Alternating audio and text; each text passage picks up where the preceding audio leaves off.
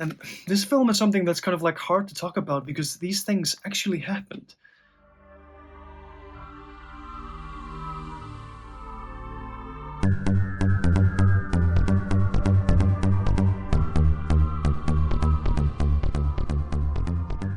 Today we're going to talk about the cult classic that is The Town That Dreaded Sundown.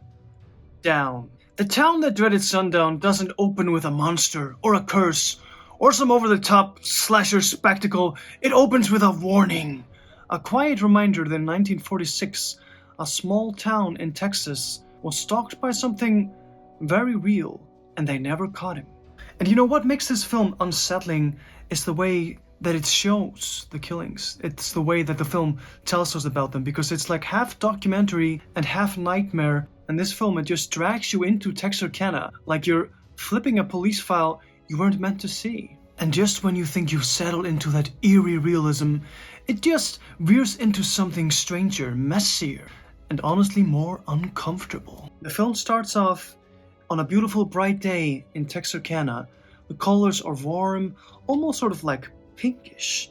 Everything is just happy, and the narration tells us that everything's just fine. And suddenly after that, this murdering lunatic with a mask starts killing people.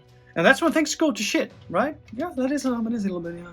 And this film is something that's kind of like hard to talk about because these things actually happened. And one of those just really eerie, etchy moments in this film is when the killer has strapped this girl around a tree and is doing this trombone thing with a knife on the end of it going into her back, and just like, and he's really getting off on it.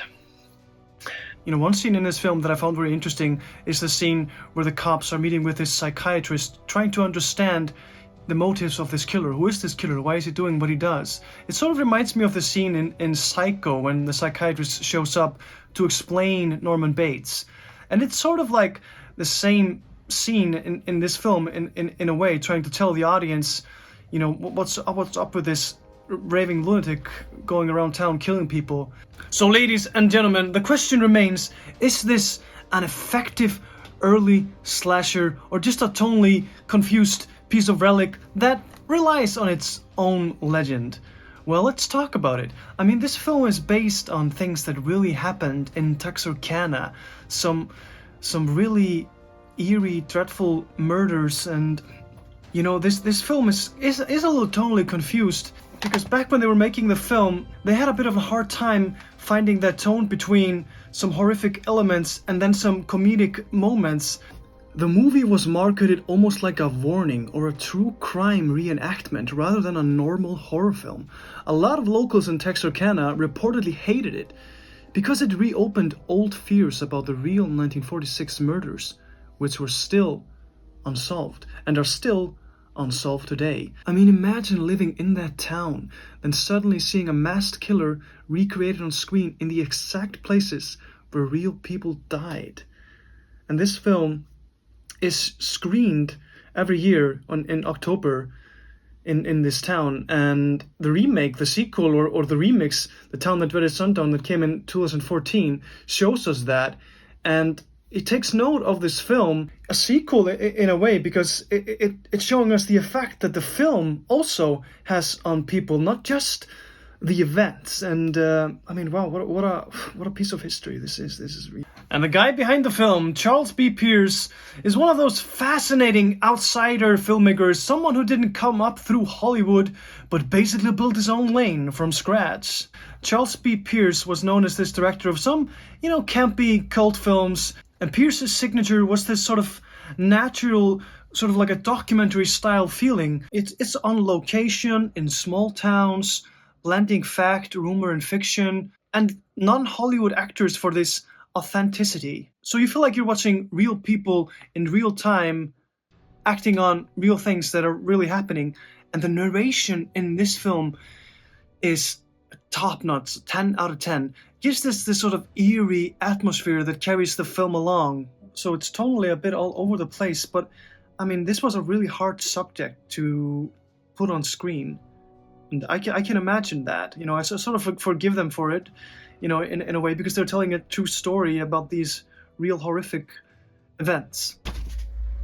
Yeah, so the addition of the comic relief character Sparkplug is played by the director himself, Charles B. Pierce, and he was used to sort of like mild the tone because they felt that audiences at the time weren't ready for this story about what really happened in Texarkana in 1946. So the addition of the psychiatrist, the addition of the Sparkplug, it's all some things just to sort of like milden the story and the things that are going on. And these sort of films, they really fascinate me because this is just a low budget film. A part of it, the first scene in the Lover's Lane was actually just filmed in his backyard, the director's backyard, or somewhere very close. And Lover's Lane was thought to be a safe place back then, back in the days, until February 1946, where the first murders happened.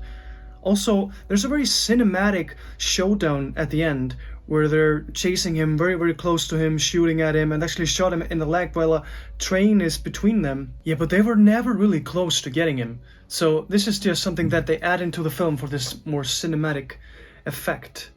There was never a chase or any of that, but we had to have some sort of an ending because they never got the guy. There's one thing very odd in that scene is that we can see how much is left of the train, and you know they're waiting to get through, and then when they get through, they're like, he probably has like an 8 minutes. There's no way we can catch him, so let's just stop.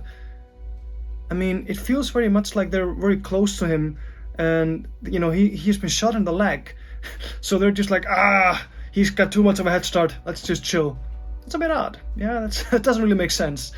But anyways, yeah, this is a film that shot very interestingly, and the atmosphere and the narration is very much the star of this film, and I do find this film very interesting. All in all, I find this film fascinating. The narration, the cinematography, the atmosphere, really, these things really carry this film along. Even with its inconsistencies and tonal shifts, I do find this film fascinating, like I said. And if you found this informative, don't forget to hit the like button because it helps the algorithm of things. And if this was your first video on the channel, you might want to consider subscribing. I mean, I would really appreciate that, guys. Until next time, keep your movies close and your physical media closer.